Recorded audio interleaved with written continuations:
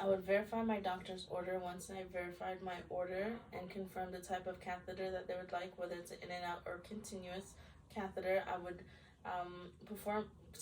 provide privacy for my patient. Once I provide privacy, I'd introduce myself, perform hand hygiene, and identify my patient using 2 patient identifiers. Once I've confirmed my patient, I would then explain the procedure to my patient and obtain consent. Once I've obtained consent, I would confirm that the patient is retained in urine by either palpating the bladder, looking for distension, or using a bladder scanner. Once I've confirmed that they are retained in urine, then I would gather my supplies, perform hand hygiene, and set up my working station. So I would put the head of the bed up to a working height to about my waist or higher. I would put the opposite side rail up. I would place the call bell within reach for the patient, just in case we need to call for help during the procedure. I would place the patient in a comfortable position. I would place a soaker pad beneath their bum. I would then don my clean gloves, and I would clean the peri area and drape them appropriately, only exposing the working area that I would be using. I would cleanse the peri area using soap water, rinsing it and drying it thoroughly. Once I've done clean up their peri area, I would locate the medius, and if it's a penis, and the penis was uncircumcised, I would retract the foreskin, exposing the medius area and just examining it. Once I've done all the cleaning, had my patient in the appropriate position, and they're draped appropriately, I would then have set up my garbage bin for my sterile field. I would then doff my clean gloves, perform hand hygiene, and then I can go ahead and start setting up my my sterile field. You can always bring extra sterile gloves just in case the one in the kit doesn't fit. Bring a Foley catheter that you think might be appropriate in your Foley kit here. And then I can start setting up my kit. Normally a side table would be, I'd have more space than this. I would, with my clean hands that's been sanitized, I would open my Foley kit with the flap away from me. I would then take out the first set of drapes. I would only be touching the 1-inch border, which is not considered sterile, and allowing the drape to open on its own, not flashing it or anything, because we would want to maintain the sterility.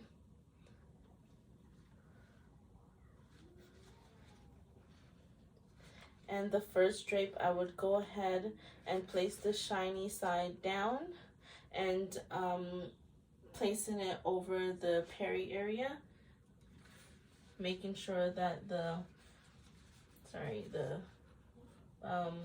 dolly that I'm using it's too small so the foot's going through, but I would make sure specifically that the peri area is exposed through the whole of the sterile field.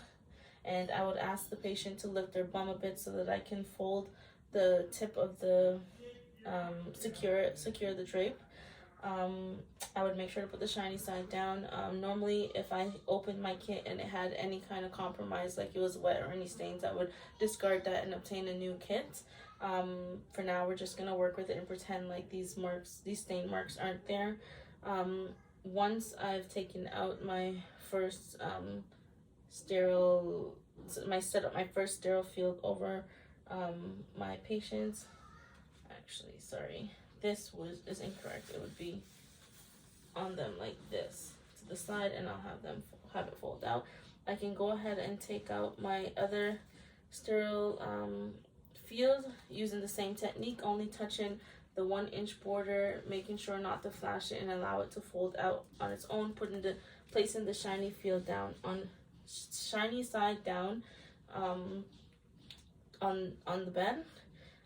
Once I have those set up, I can grab my gloves, Sorry, normally this would not be wouldn't be stuck to it. So I wouldn't be touching this with my clean hands, but this I can touch because this is just clean. The sterility is on the inside. I would also open my Foley up to have the sterile side exposed. I don't really have much room, so I'll just make sure to keep that available, easy access. I can grab it once I have my sterile gloves on.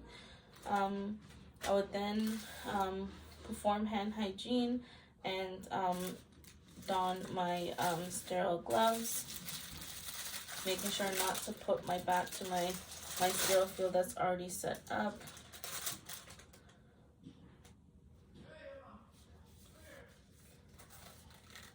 I would then don my sterile gloves, making sure not to touch the sterile part, but I can touch the inside of the glove just to assist my non-dominant hand to go get into the glove. Once the sterile glove's on, I need to make sure that I now don't compromise the sterile side and I don't lower my hand below my waist. I could scoop it in to assist this hand to go in, only touching the sterile side. Place my hand in.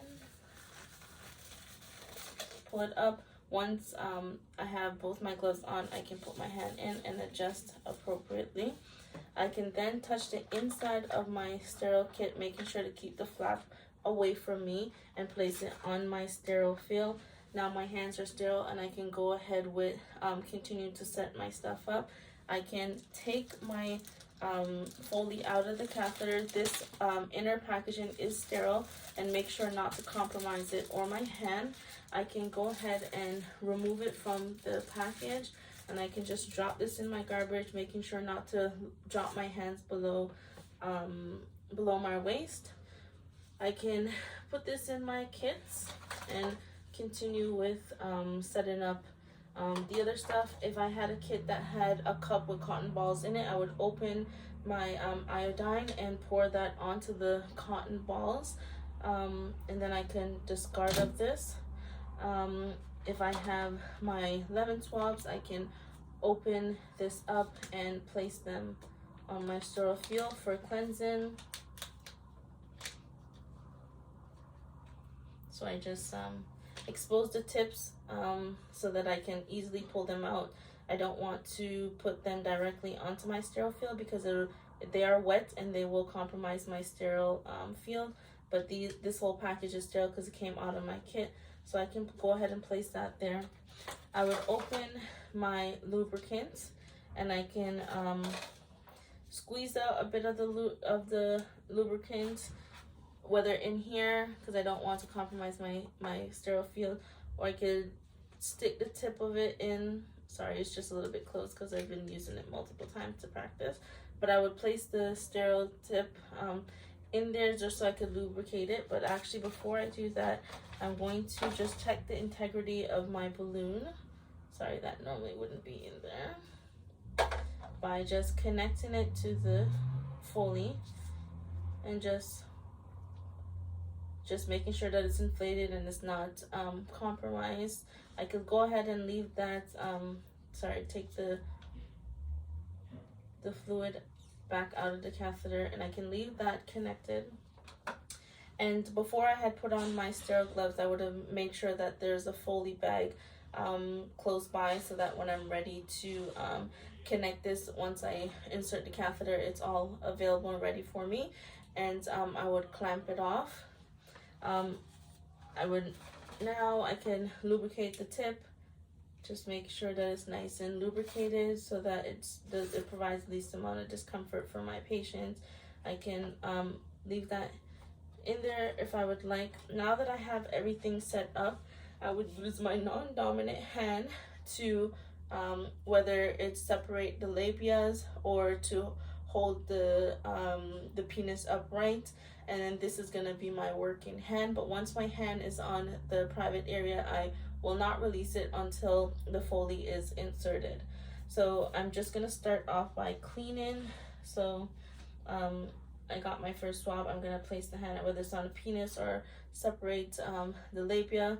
I would first clean furthest away from me, discard of my lemon stick into my garbage, and then I would clean closest to me, discard, and then I would clean the middle of the medial of the vagina. If this was a male, I would be cleaning in a circular motion from cleanest to dirtiest, and while still keeping my non-dominant hand in the position based on the appropriate patient that I have. I can, and their area is now all cleaned, I can go ahead and get my lubricated end of my Foley, and I can make sure to keep the opposite end where the urine would flow out into my container, just so that the urine can flow into this and it doesn't make a mess everywhere. And then I can go ahead and slowly start inserting the catheter, and I would instruct my patient to bear down as if they are trying to urinate, and just continue to breathe, continue to check if they're comfortable throughout the whole procedure.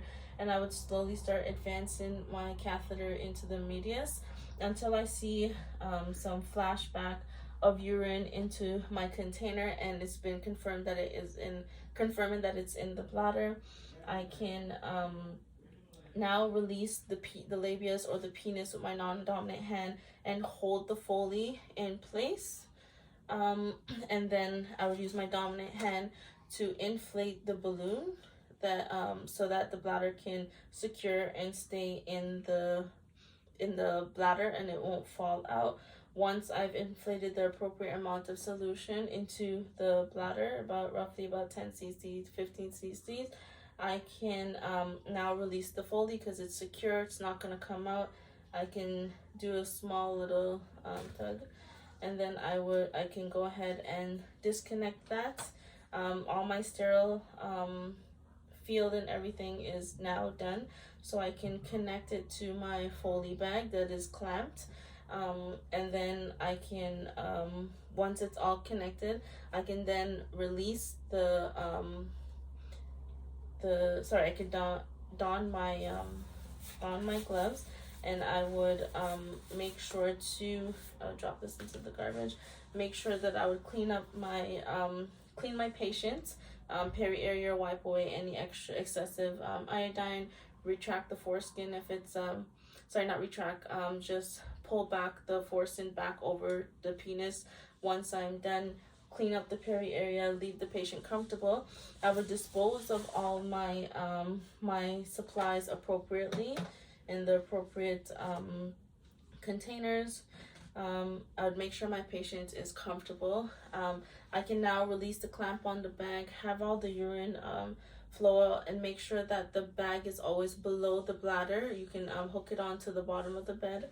I would put the bed back down to an appropriate height, put the appropriate side rails up, make sure all their personal items are within reach, the call bells are within reach, ask them if they're comfortable, anything that I need to do for them before I leave.